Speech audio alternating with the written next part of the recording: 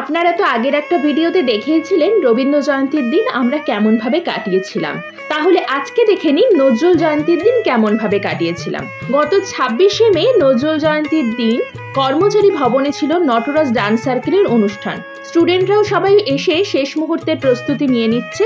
এরপর আমরা সবাই একটু ফটো তুলে নিয়ে বসে পড়লাম প্রোগ্রাম দেখতে। সেদিনে আমার সঙ্গী ছিল দেবারতী ও মৌলিমা। এতদিনে নিশ্চয়ই আপনারা এই দুজনের সাথে ভীষণভাবেই পরিচিত হয়ে গেছেন। কয়েকটি গান আবৃত্তির পরে হয় আমাদের অনুষ্ঠান। তাহলে দেখে নিন আমাদের অনুষ্ঠান।